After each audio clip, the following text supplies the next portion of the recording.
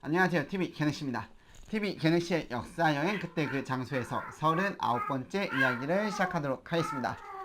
자, 본격적으로 시작하기 앞서 다들 아시죠? 구독, 좋아요, 알림 설정은 저의 피와 살이 됩니다. 사랑합니다. 자, 오늘도 오프닝 영상은 없습니다. 자, 코로나 때문에 제가 야외 촬영을 좀 자제하고 있어서 오프닝이 없으니 이 점 양해 부탁드립니다. 자, 그럼 바로 본격적으로 이야기를 시작하도록 하겠습니다.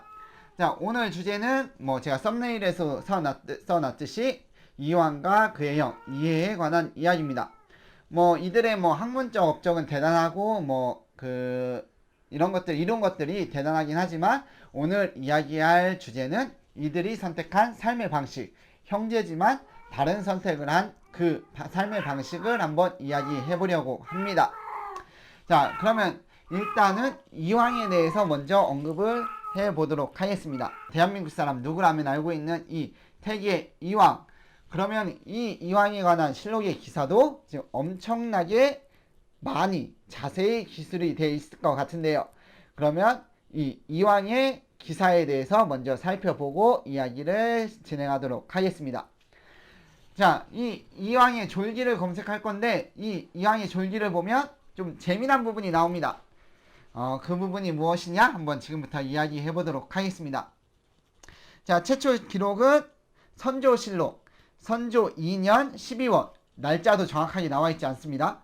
우찬성, 이황의 졸기 이런 기사가 있고 내용은 보시는 대로 자, 우찬성, 이황이 졸하였다. 자는 경호, 수는 70이었다. 영의정에 추증하고 문순이라 시호하였다. 학자들이 태계 선생이라 일컬었다. 그의 학문과 사업은 문집에 실려 세상에 전해진다. 이게 끝입니다. 자, 대한민국 사람이 모두 알고 있는 태계 이황에 관한 실록 기록은 고작 요 몇 줄입니다. 자, 왜 이럴까요? 자, 그러면 제가 말씀드린 다른 그 실록 기록도 한번 살펴보도록 하겠습니다. 자, 이거는 선조 수정실록입니다.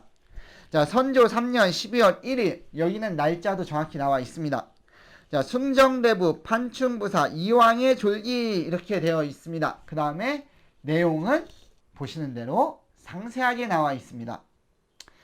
자, 왜 이렇게 차이가 나는 걸까요? 이 두 실록은 어떠한 차이점이 있는 것일까요? 제가 그 전 영상, 조광조 영상에서 언급드렸던 부분인데, 자, 실록은 실록 자체는 진짜 대단한 기록문화유산이긴 하지만 이 실록을 기록한 사람은 사람이라고 말씀을 드린 적이 있습니다. 그 다음에 이 기록하는 사람에 의해서 내용이 추가되기도 하고 빠지기도 하고 부정적으로 쓰기도 하고 좀 좋게 쓰기도 하고 이러한 부분이 있다라고 말씀을 드렸는데 그 부분이 즉 이황의 기록으로 나타나는 부분입니다. 자, 최초 기록된 선조실록은 광해군 때에 만들어진 겁니다.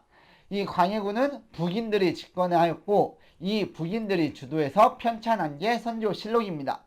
이에 따라서 이 이황에 관한 기사가 상대적으로 빈약하게 언급이 되어 있는 것입니다. 자, 그에 반해서 선조 수정실록은 인조반정 이후로 서인과 남인이 집권한 후에 이제 내용이 너무 편파적이다라고 해서 다시 편찬한 게 이 선조 수정실록입니다. 그래서 이 이황에 대한 내용이 보다 상세하게 기록이 되어 있는 것입니다. 자, 이렇게 쓰는 사람에 따라 쓰는 집권 세력에 따라 내용이 약간 차이가 발생하게 됩니다. 그래서 이 실록의 내용을 그냥 그 문장 그대로 이해하기보다는 이 쓰는 집권 세력이나 아니면 주변 상황을 좀 더 고려를 해야 이 실록의 내용을 폭넓게 이해할 수 있다는 것입니다. 자, 아무튼 이렇게 실록의 재미있는 부분 한번 살펴보았고 이제 본격적으로 이황에 대해서 이야기를 해보도록 하겠습니다. 자, 이야기는 당연히 선조 수정실록에 있는 내용을 토대로 이야기하도록 하겠습니다. 맨 처음 시작은 유언으로 시작을 합니다. 국가에서 치러지는 예장 같은 걸 다 거절하고 묘비도 어떻게 해라 이런 내용들이 있는데 이런 내용들이 있고 그 다음에 이제 그 다음 내용에는 이제 숙부와 형해 또한 학문적으로 뛰어났고 명성이 자자했다. 이러한 내용이 있습니다. 그러니까 형 이해와 이왕 둘 다 학문적으로 명성이 자자했다. 이러한 기록도 있습니다.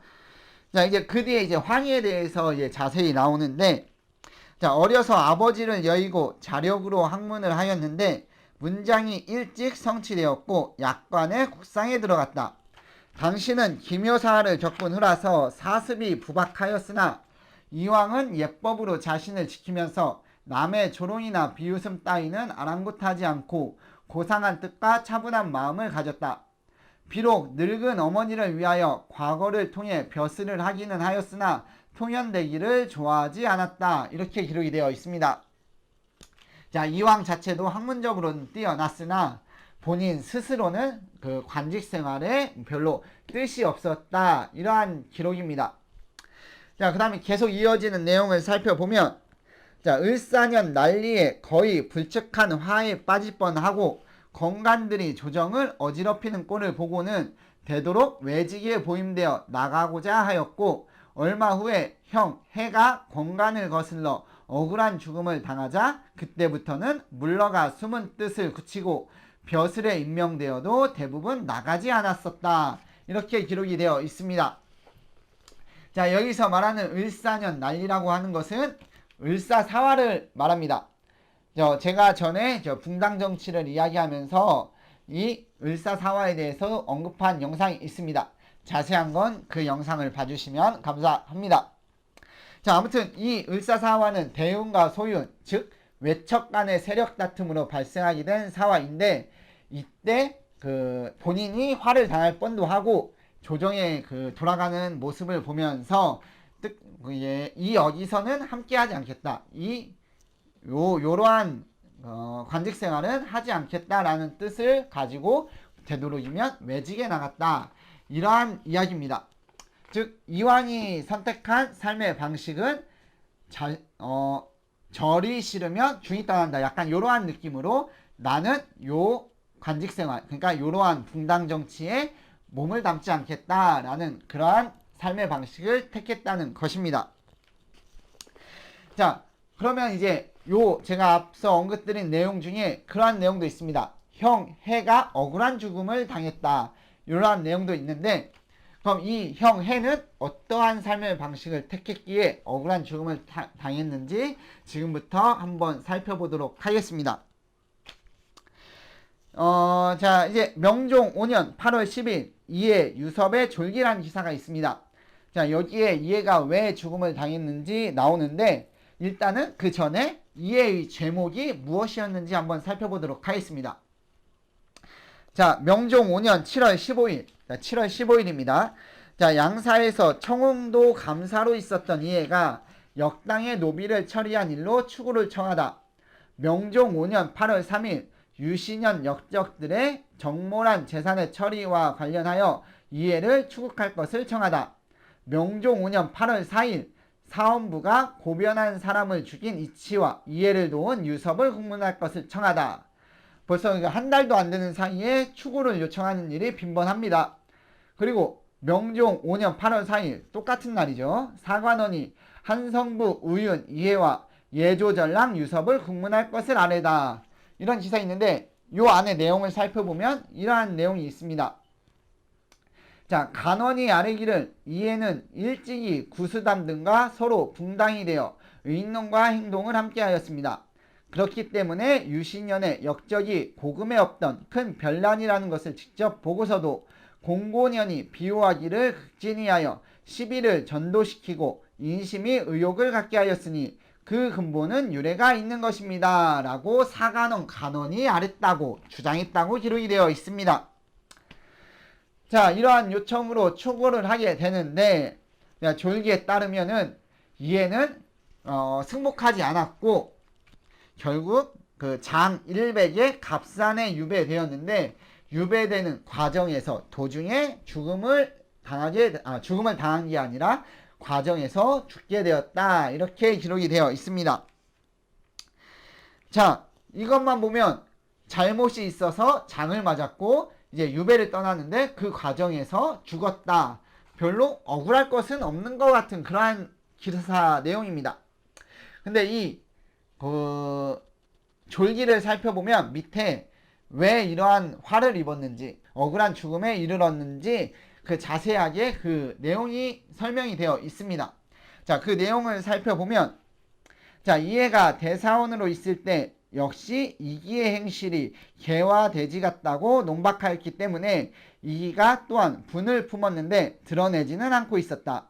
이홍윤의 가산을 정몰할 때 홍윤의 형 이홍남이 어미가 죽어 아직 빈소에 있었는데 상복을 입고 관부에 나와 홍윤의 재산을 하나하나 열거하면서 어떤 물건은 내 것이니 돌려달라고 하였다. 이해가 이 소리를 듣고 큰 소리로 공청해서 고변으로 가문이 다 멸망했겠지만 어미의 몸이 아직 식기도 전에 상복을 입고 관부에 들어와 자기 동생의 재물을 찾아가는 것은 좋지 못한 일이 아닌가 하였다. 홍남이 그 말을 듣고 마음속에 앙심을 품고 있다가 사실을 날조하여 자기의 처형인 원호변에게 고하고 호변은 그의 숙부인 원계검에게 말하였으며 이기가 대사원 송세현에게 부탁하여 같이 반론하게 하였다. 이에는 또 윤원영에게 붙지 않았는데 원영이 당시 금부의 추관으로 있었다. 그러므로 가장 혹독한 화를 받았다. 자, 이렇게 기록이 되어 있습니다.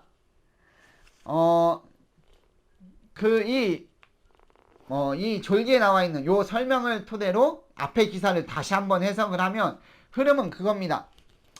당시 권세가의 잘못을 얘기했고 권세가에게 굴복하지 않았기 때문에 이런 억울한 죽음을 당했다. 이렇게 해석할 수가 있습니다. 그리고 앞에 저 구수담이라는 사람이 언급이 되었는데 이 구수담이라는 인물도 이기의 파직을 청하다가 본인이 파직을 당하는 그런 일도 겪었고 당시 붕당 정치의 폐해를 바른 소리로 이게 얘기하다가 뭐 파직된 적도 있는 그러한 사람이고 결국에는 윤원영에게 억울한 죽음을 당한 그러한 인물입니다. 자, 이러한 맥락으로 요 기사들을 해석을 했는데 따지고 보면 어차피 사람은 털어서 먼지 안 나는 사람 없습니다. 살아가면서 잘못을 저지르지 않는 그러한 사람이 있을 수는 없죠. 그 죄가 크냐 작냐 그 차이일 뿐입니다. 그리고 이 잘못을 비호해줄 세력이 있냐 없냐 이러한 문제도 또 있습니다. 자, 아무튼 이거는 뭐 다른 얘기고 아무튼 이왕의 형 이해는 이런 잘못 권세가의 잘못이 있다면 바른 소리를 하는 그러한 삶의 방식을 택했습니다. 즉 이제 적극적으로 고치려고 하는 그러한 삶의 방식을 택했는데 그 결과는 뭐 억울한 죽음으로 이어졌습니다. 자, 이렇게 처세에 관한 이야기를 하는데 이황과 그의 형 이해의 그 처세는 이게 상반되는 부분이 있습니다. 자, 이황은 그런 붕당 정치 이러한 그 조정의 붕당 정치에 발을 담지 않겠다라는 생각으로 이렇게 외직으로 나가거나 물러나서 지방에서 학문을 연구하는 이러한 선택을 하였고 형 이해는 아무리 권세가가 있다고 하더라도 이제 잘못된 건 잘못됐다. 이제 적극적으로 자신의 의견을 개진하며 이제 고치려고 하는 그러한 삶의 방식을 택했습니다. 자, 이러한 삶의 방식 말고 또 다른 삶의 방식도 있겠죠. 바로 이제 권세가에게 이제 협력을 하면서 그의 흐름에 맞춰서 본인의 처세를 정하는 뭐 그러한 방법도 있었을 것입니다. 자, 근데 뭐 어떠한 선택을 하느냐는 본인이 선택할 문제입니다. 그 다음에 그 선택을 뭐 왜 그렇게 했냐 뭐 비난할 것도 없고 그 다음에 뭐 그렇게 하면 안 됐다 이야기할 것도 없습니다. 선택은 본인이 하는 것입니다. 자, 근데 제가 이것을 준비하면서 그러한 생각이 들었습니다. 강풍에 나무는 휘어지지 않고 부러지지만 갈대는 부러지지 않고 휘어진다. 이러한 말이 있습니다. 자, 이 말의 의미는 원래는 부드러움을 강조하는 그러한 말인데 저는 이거를 이렇게 이야기하고 싶습니다. 강풍에 올곧이 버티시겠습니까? 강풍에 같이 휘어지시겠습니까? 이렇게 묻고 싶습니다. 어차피 선택은 제가 누누이 말씀드리지만 본인이 하는 것이고 그 선택의 책임 또한 본인 스스로가 져야 되는 것입니다. 그러면 되는 것입니다. 근데 여기서 제가 또 한 가지 더 말씀드리고 싶다면 본인이 어떠한 선택을 하든 간에 본인의 확고한 신념 하에 그러한 선택을 하는 것이 더 낫지 않냐 그러한 생각을 합니다. 본인의 확고한 신념에 의한 본인의 확고한 선택 그 다음에 그로 인한 책임은 본인이 철저히 지는 것 이게 삶의 방식으로 낫지 않나 그러한 생각을 하게 됩니다.